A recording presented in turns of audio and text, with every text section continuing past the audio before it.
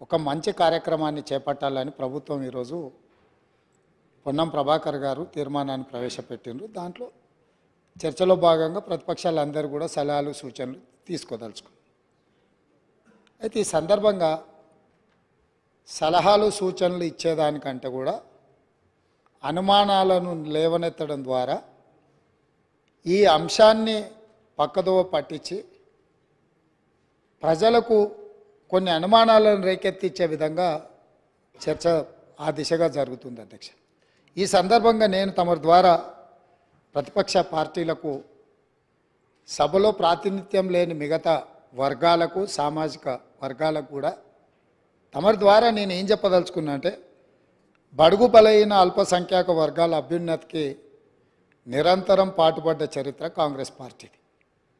అందులో భాగంగానే కాంగ్రెస్ నేతృత్వంలో ఉన్న యూపీఏ 1 సందర్భంగా మైనారిటీల యొక్క అభ్యున్నతి కోసం వాళ్ళ ఆర్థిక స్థితిగతులను అంచనా వేసి వాళ్ళ మేలు కోసం వాళ్ళ అభివృద్ధి కోసం చర్యలు చేపట్టాలని ఆనాడు జస్టిస్ రాజేందర్ సచార్ నేతృత్వంలో దేశంలోని ముస్లిం మైనారిటీ స్థితిగతుల అధ్యయనానికి ఉన్నత స్థాయి కమిటీ వేయడం జరిగింది అధ్యక్ష. ఆ రోజు ఆ కమిటీ చేసిన సమగ్ర అధ్యయనం చేసిన సిఫార్సులను ఆధారంగా ముస్లిం మైనారిటీ అభ్యున్నతికి కనువిని ఎరగని రీతిలో ఆ రోజు ప్రభుత్వం చర్యలు చేపట్టింది. అది చరిత్రలో కాంగ్రెస్ పార్టీ తీసుకున్న నిర్ణయాలు కూడా మన కళ్ళ ముందు ఉన్నాయి. ఇలాంటి అనుభవాలన్నిటిని క్రోడీకరించి మన రాష్ట్రంలో ప్రధానంగా అన్ని వర్గాలకు సంబంధించిన సమాచారాన్ని సేకరిస్తూనే వెనుకబడిన తరగతుల వారి యొక్క అభ్యున్నతి కోసం వారికి అవసరమైన ఆర్థిక సహాయాన్ని అదేవిధంగా రాజకీయంగా కానీ విద్యాపరంగా కానీ ఉద్యోగపరంగా కానీ అన్ని రకాలుగా ఆ వర్గాలకు ప్రభుత్వం అండగా నిలబడాలన్న ఆలోచనతోని మా నాయకుడు పార్లమెంట్ సభ్యుడు రాజీవ్ గాంధీ గారు వారసుడుగా రాహుల్ గాంధీ గారు ఏదైతే మాట ఇచ్చిండ్రో ఆ మాటను నిలబెట్టడానికి ఈరోజు ఈ ప్రభుత్వం పూర్తి స్థాయిలో ప్రయత్నం చేస్తుంది. అందుకే ఈరోజు ఏ విధంగా అయితే సచార్ కమిటీ ద్వారా మైనారిటీ వర్గాలకు మేలు జరగడానికి నిర్ణయాలు తీసుకున్నామో ఈరోజు కూడా ఈ సభలో శాస్త్రీయ పరంగా ఒక అంచనా సమగ్ర ప్రణాళికలు విధానాలను రూపొందిస్తాం. ఇందులో మరి ఎందుకు మా సభ్యులకు లేకపోతే సీనియర్ శాసనసభ్యులు మంత్రిగా వారికి సుదీర్ఘమైన అనుభవం ఉంది కడియం శ్రీహరి గారు, వారి అనుభవాన్ని ఉపయోగించి ప్రభుత్వానికి ఏమైనా సూచన చేసినా ఆ సూచనలు తీసుకొని భవిష్యత్ కార్యాచరణ నిర్ధారించుకోవడానికి ప్రభుత్వానికి ఎలాంటి భేషజాలు లేవు అధ్యక్ష. చాలా విస్పష్టంగా ఈ రాష్ట్రంలో ఉన్న జనాభా మొత్తం మీరు సమగ్ర కుటుంబ సర్వే చేసినామని గొప్పగా చెప్తున్నారు. ఇంతవరకు ఎప్పుడైనా ఆనాటి ప్రభుత్వం సమగ్ర కుటుంబ సర్వే చేసి ఈ సభలో వాటి వివరాలను ఎప్పుడైనా చెప్పినరా అధ్యక్ష? సమాజంలో ఉన్న ప్రజాప్రతినిధులకు కానీ ప్రజలకు కానీ ఆ సమగ్ర కుటుంబ సర్వే ఎప్పుడైనా అందుబాటులో పెట్టినరా అధ్యక్ష? దాదాపుగా 10 సంవత్సరాలు అవుతుంది. అదొక రహస్య నివేదికగా మీరు మాత్రమే సమగ్ర కుటుంబ సర్వే చేసి ఒకే ఒక్క కుటుంబము ఆ వివరాలన్నీ దాచిపెట్టుకొని వాళ్ళకు అవసరమైనప్పుడు వాళ్ళు చూసుకొని ఎన్నికలప్పుడు దాన్ని ఉపయోగించుకొని మిగతా సమయంలో ఎవరికి అందుబాటులో లేకుండా చేసింది. మాకు అట్లాంటి ఉద్దేశం లేదు అధ్యక్ష.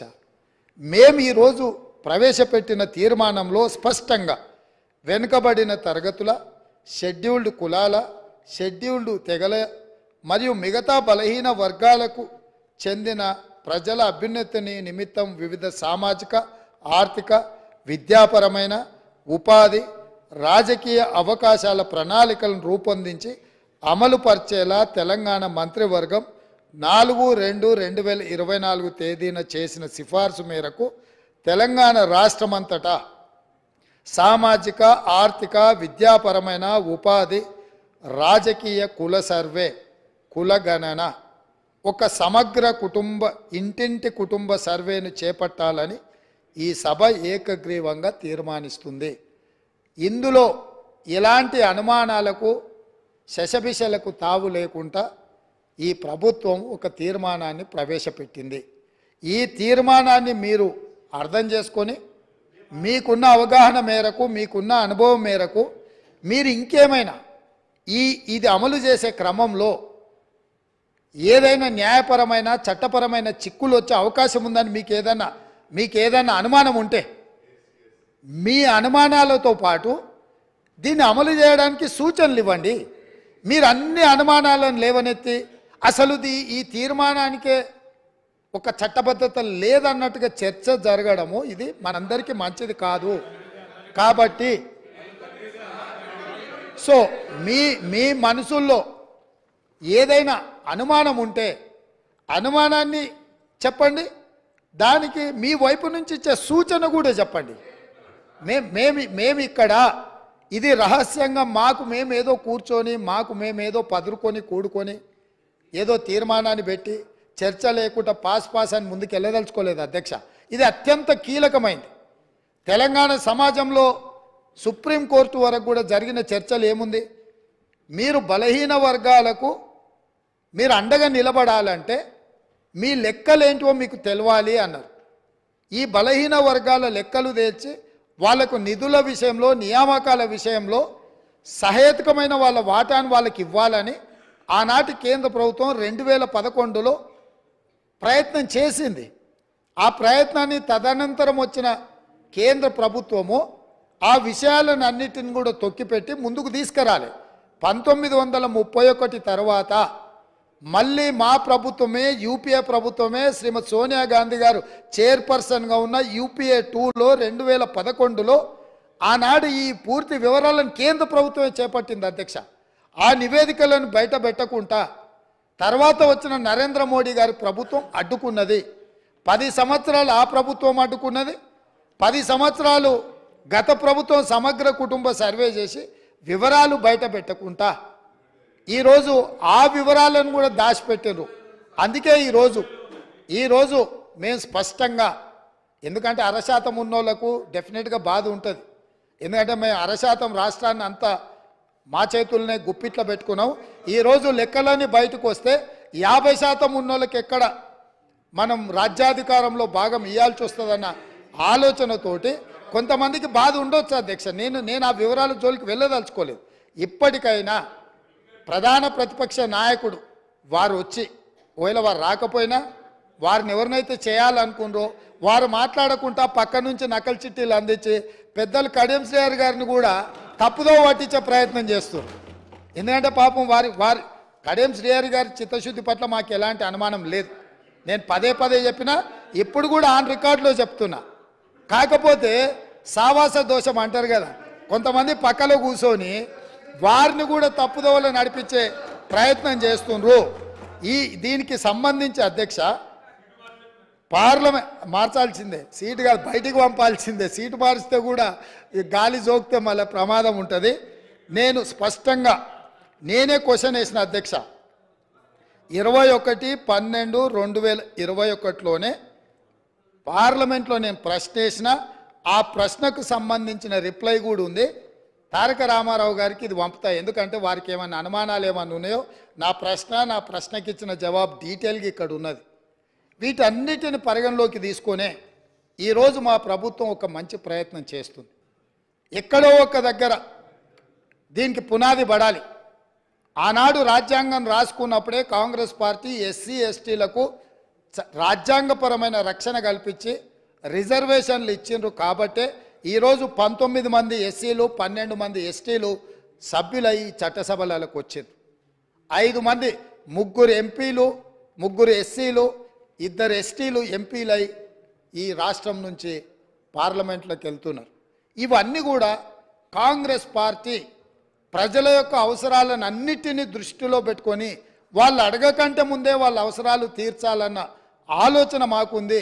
రాజేందర్ సచార్ కమిటీ వేయడం ద్వారా మైనారిటీ వర్గాలకు ఏ విధంగా మేము మద్దతు ఇవ్వాలనో ఆ విధంగా మద్దతు ఇవ్వడమే కాకుండా కాంగ్రెస్ పార్టీ అధికారంలో ఉన్నప్పుడు మైనారిటీలకు 4% రిజర్వేషన్ ఇచ్చి విద్యా ఉపాధి అవకాశాలలో వాళ్ళని ఆదుకోవడానికి ఉద్యోగ అవకాశాలలో మైనారిటీలకు 4% రిజర్వేషన్లు ఇచ్చిన చరిత్ర మాది.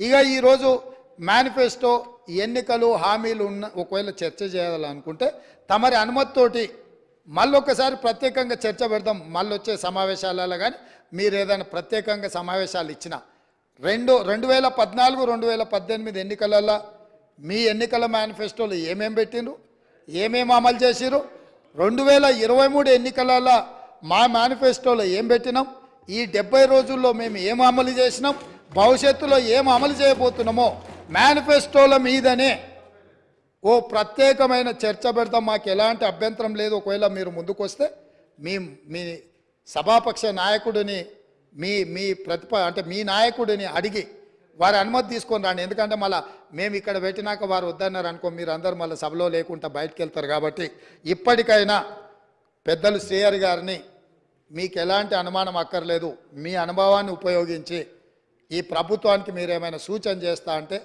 మిత్రుడు గంగుల కమలాకర్ గారు కూడా మొన్నటి వరకు మంత్రిగా ఉన్నారు. వారి అనుమానాలతో పాటు అనుమానాలను అడగడాన్ని మేము అభ్యంతరం పెడతలేము. మీ అనుభవంతో పాటు ఈ ప్రభుత్వానికి సూచన చేయండి. నా వైపు నుంచి సభాపక్ష నాయకుడిగా మా చిత్తశుద్ధిని మీరు ఎలాంటి శంకించాల్సిన అవసరం లేదు. స్వయంగా మేము ప్రభుత్వం ఏర్పడ్డ ఎంబడే మంత్రివర్గంలో మేము తీర్మానం చేసినాం నెల తిరగకంటే ముందే. ఈరోజు సభలో కూడా మేము ప్రవేశపెట్టినాం, మీరు అడగలే, మేమే ముందుకు వచ్చినాం. అంటే ఇక్కడ ఈ మంత్రివర్గ తీర్మానం కానీ సభలో ప్రవేశపెట్టిన తీర్మానం కానీ ఇవన్నీ స్వయంగా మేము ముందుకు వచ్చి చేస్తున్నాము. భవిష్యత్తులో కూడా ఈ మొత్తం సమాచార సేకరణ తర్వాత అది లోకల్ బాడీ రిజర్వేషన్ కావచ్చు, చట్టసభలలో మన జరిగిన ఉమెన్ రిజర్వేషన్లో కూడా ఉపకులాల యొక్క రిజర్వేషన్లు ఏ విధంగా ఉండాలనో కూడా మా పార్టీ పార్లమెంట్లో కూడా ఆ విషయంలో మాట్లాడిన సంగతి మీకు తెలుసు. ఈరోజు ఇక్కడ మేం చెప్తున్నది విస్పష్టంగా ఈ తీర్మానము ప్రధానంగా బలహీన వర్గాలను బలోపేతం చేయడమే మా ఉద్దేశము. పాలితులుగా ఉన్న ఈ బలహీన వర్గాలను పాలకులుగా తయారు చేయడమే మా ముఖ్య ఉద్దేశము. వాళ్ళు ఎంతున్నారో వాళ్ళకంత నిధులు కేటాయించి వాళ్ళ ఆర్థిక ప్రయోజనాలను వాళ్ళని ఆర్థికంగా కూడా నిలబెట్టాలనేదే మా ప్రభుత్వం యొక్క ఉద్దేశము. కాబట్టి ఇంత మంచి తీర్మానం తీసుకొచ్చినప్పుడైనా మీరు ముందుకొచ్చి ఈ తీర్మానాన్ని స్వాగతం పలికి దీన్ని ముందుకు తీసుకెళ్లాల్సిందిగా ఏమైనా సూచనలు ఉంటే కూడా చేయండి. 1, 2, 3 ఇవి మా సూచనలు. ఇందులో మీరు ఈ సూచనల ప్రకారం చేస్తే ఇంకా వాళ్ళకి మేలు జరుగుతుంది అని మీరు చెప్తే తప్పకుండా ప్రభుత్వం వాటిని పరిశీలిస్తుంది, సహేతుకమైన సూచనల్ని పరిగణలోకి తీసుకుంటుందని తమరి ద్వారా వారికి అందరికీ నేను తెలియజేస్తున్నా. అధ్యక్ష కమలాకర్ గారు, కొంచెం శ్రీహరి గారు ప్లీజ్ చేయమని సీఎం గారు చెప్పారు sir. Almost all sir speak 50 CM minutes అయింది. నేను రెండు సూచనలు చేస్తే సార్, నేనేమి రాజకీయ ఉపన్యాసం చేయండి సార్. గౌరవ ముఖ్యమంత్రి గారు సూచనలు చేయమని చెప్పారు. అందులో మొట్టమొదటి సూచన ఏంటి అంటే జస్టిస్ రాజేంద్ర కుమార్ సచార్ గారు